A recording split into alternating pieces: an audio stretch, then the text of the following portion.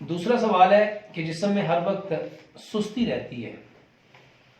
میرے محترم بھائیو، نبی صلی اللہ علیہ وآلہ وسلم دعا مانگا کرتے تھے، اللہم انی اعوذ بک من الحم والحزن والبخل والجبن وذل الدین وغلبۃ الرجال. نبی صلی اللہ علیہ وسلم اس سستی اور کاہلی سے پناہ مانگا کرتے تھے.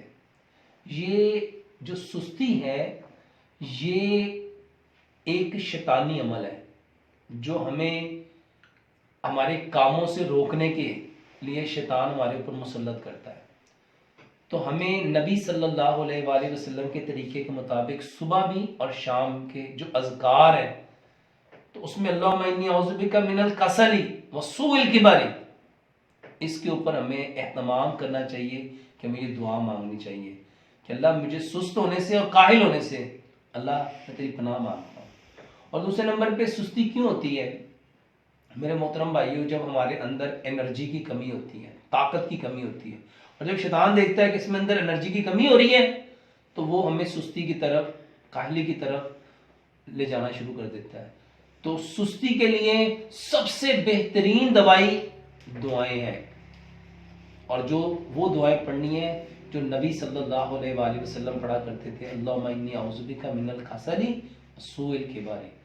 کہ میں سستی سے بھی پناہ مانگتا ہوں، اے اللہ میں سستی سے بھی پناہ مانگتا ہوں اور بڑھاپے سے بھی پناہ مانگتا ہوں. اور دوسرے نمبر پہ ہمیں فریش جوس استعمال کرنے چاہیے، اور خاص طور پہ جو مٹی سے چیزیں نکلتی ہیں نا،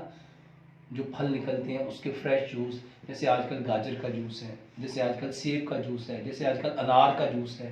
جیسے آج کل گنے کا رس ہے. تو یہ سستی کو ختم کرنے کے بہترین طریقے ہیں. اور اس کے ساتھ ہمیں نیچرل فارم میں جتنی چیزیں ہیں، چاہے پھل ہیں، سبزیاں ہیں، ڈرائی فروٹ ہے، جناس ہے، قدرتی چیزیں، یہ لینی چاہیے. اور جتنی چیزیں ان نیچرل ہیں، آرگینک چیزوں کو چھوڑ کے میرے محترم بھائی اور بہنوں، جتنی چیزیں ریفائنڈ ہوتی ہیں، پروسیس ہوتی ہیں، کیمیکل والی ہیں، آرٹیفیشل ہیں، آپ کے جتنے فاسٹ فوڈ ہے، جنک فوڈ ہے، فروزن فوڈ ہے، آرٹیفیشل فوڈ ہے، بیکری کے آئٹم ہے، barbecue, soft drink, energetic drink, fizzy drink, carbonated drink, ان سے اوائڈ کریں. تو اللہ سے دعا ہے کہ یہ جب ہم ان چیزوں پہ عمل کریں گے تو انشاءاللہ اللہ تعالیٰ ہمیں شیطان کے شر سے بھی بچائیں گے، اور انشاءاللہ ہمیں سستی اور کاہلی اور بڑھاپے سے بھی اللہ تعالیٰ ہمیں